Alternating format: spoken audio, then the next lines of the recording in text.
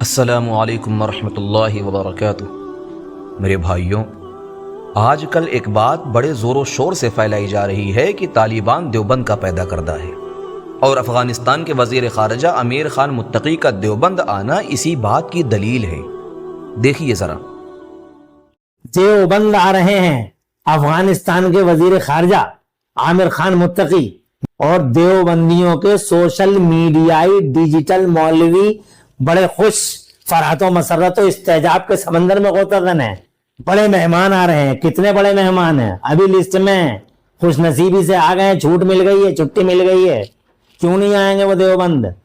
کبوتر با کبوتر، باز و باز، انسان با انسان، حیوان با حیوان، کل شیء یرجع الی اصلی، ہر چیز اپنی اصل کی طرف پلٹتی ہے۔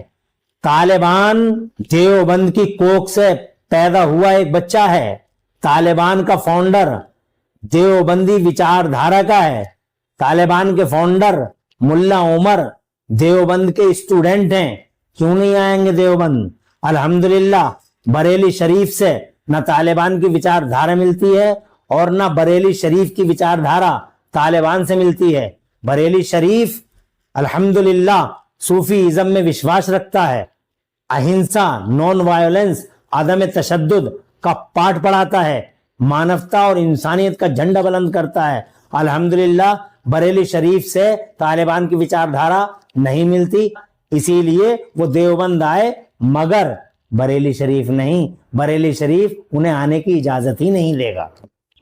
یہ الفاظ بولنے والے ہیں مفتی عمران حنفی صاحب، جنہوں نے اپنے بیان میں کہا، کبوتر با کبوتر، باز با باز۔ گویا دیوبند اور طالبان ایک ہی نظریے کے دو چہرے ہیں، مگر حقیقت کیا ہے؟ آئیے تھوڑا ٹھنڈے دل سے سوچیں، جذبات نہیں عقل سے فیصلہ کریں۔ سب سے پہلے یہ سمجھنا ضروری ہے کہ دیوبند ایک علمی تحریک ہے جو 1866 میں انگریزوں کے خلاف جہاد آزادی کے بعد قائم ہوئی۔ اس کا مقصد کسی سیاسی یا عسکری تنظیم کو پیدا کرنا نہیں، بلکہ قرآن و سنت کی اصل تعلیمات کو زندہ رکھنا تھا۔ دیوبند نے قلم سے جہاد کیا، دعوت سے خدمت کی، اور اس کے علماء نے امت کو یہ سبق دیا کہ دین صرف خانقاہ یا مسجد تک محدود نہیں، بلکہ زندگی کے ہر پہلو میں عدل، علم اور شریعت کی روشنی پھیلانی ہے۔ اب اگر کوئی شخص یا گروہ اس فکر سے متاثر ہو کر اپنے ملک میں دین کی بات کرے تو اس کا مطلب یہ نہیں کہ وہ دیوبند کا بچہ بن گیا۔ یہ دعویٰ حقیقت سے زیادہ سیاسی نعرہ لگتا ہے۔ مثلا اگر کوئی شخص قرآن پاک سے رہنمائی لے کر اپنے ملک میں انصاف نافذ کرنے کی کوشش کرے تو کیا ہم یہ کہہ دیں کہ وہ مکہ یا مدینہ کا نمائندہ بن گیا؟ نہیں، کیونکہ قرآن ہر مسلمان کے لیے ہے۔ اسی طرح دیوبند نے جو تعلیمات دی وہ امت مسلمہ کے لیے عام ہیں، اب چاہے کوئی انہیں افغانستان میں سمجھے یا افریقہ میں۔ یہ علم دیوبند کی ملکیت نہیں بلکہ اسلام کی امانت ہے۔ طالبان کے بارے میں رائے مختلف ہو سکتی ہے، کچھ لوگ انہیں ایک اصلاحی تحریک سمجھتے ہیں، کچھ ان کے بعض طریقوں سے اختلاف رکھتے ہیں، اور ہم بھی یہ کہتے ہیں کہ اختلاف ممکن ہے، جائز ہے۔ ہم طالبان سے ہر بات پر متفق نہیں، لیکن کسی اختلاف کو بہانہ بنا کر دیوبند کو بدنام کرنا یہ انصاف نہیں ہے۔ دیوبند نے ہمیشہ یہ کہا، جہاں ظلم ہو وہاں آواز اٹھاؤ، مگر آواز علم و عدل کے ساتھ اٹھاؤ، انتقام اور جذبات کے ساتھ نہیں۔ اب آتے ہیں مفتی عمران صاحب کی طرف۔ انہوں نے کہا کہ افغانستان کے وزیر خارجہ کا دیوبند آنا فطری ہے، کیونکہ ان کی فکر ایک ہے۔ مفتی صاحب، اگر کوئی شخص علم کے مرکز کا دورہ کرے تو اس پر آپ کو اتنی تکلیف کیوں ہو رہی ہے؟ آپ کے پیٹ میں درد کیوں ہو رہا ہے؟ کیا کسی نے آپ کو دیوبند جانے سے روکا تھا؟ یا آپ کو دعوت نہیں ملی تو دل دکھ گیا؟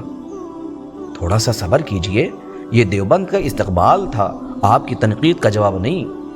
کاش آپ یہ سمجھتے کہ افغانستان کا وزیر خارجہ دیوبند آیا تو اس نے کسی سیاسی اتحاد کے لیے نہیں بلکہ ایک علمی مرکز کی زیارت کے لیے قدم رکھا۔ لیکن لگتا ہے کچھ لوگوں کو دیوبند کا نام زندہ دیکھ کر بھی سکون نہیں ملتا۔ یاد رکھیے، یہ وہی دیوبند ہے جس نے سب سے پہلے انگریزوں کے خلاف علم جہاد بلند کیا۔ یہ وہی دیوبند ہے جس نے سر سید کے مغربی فلسفے کے مقابلے میں قرآن و سنت کی بنیاد پر علم کو زندہ رکھا۔ یہ وہی دیوبند ہے جس کے بزرگوں نے اپنے خون سے یہ پیغام دیا کہ امت کو علم، عدل اور ایمان سے ہی سربلندی ملے گی، نہ کہ طاقت کے نشے سے۔ تو آج اگر کوئی افغان رہنما اس علمی گہوارے کو سلام پیش کرنے آیا ہے تو یہ دیوبند کی کامیابی ہے۔ مفتی عمران صاحب، دیوبند کا رشتہ نہ سیاست سے ہے نہ کسی تحریک سے، دیوبند کا رشتہ صرف اور صرف قرآن و سنت سے ہے۔ آپ چاہیں تو مخالفت کریں، مگر اتنا ضرور سوچیں کیا آپ کا اختلاف دلیل پر مبنی ہے یا حسد پر؟ اگر کسی کے دیوبند آنے سے آپ کے دل میں آگ لگ جاتی ہے تو یہ آگ دیوبند کی روشنی سے نہیں بلکہ آپ کے اندر کے اندھیرے سے اٹھتی ہے۔ دیوبند علم کی شمع ہے جو ہر اس دل کو روشن کرتی ہے جو علم کا طالب ہو۔ یہ شمع کبھی بجھی نہیں اور انشاءاللہ قیامت تک نہیں بجھے گی۔ دیوبند وہ درخت ہے جس کی جڑیں قرآن میں ہیں، جس کا سایہ سنت رسول میں ہے اور جس کے پھول علم، تقوی اور ایمان سے کھلتے ہیں۔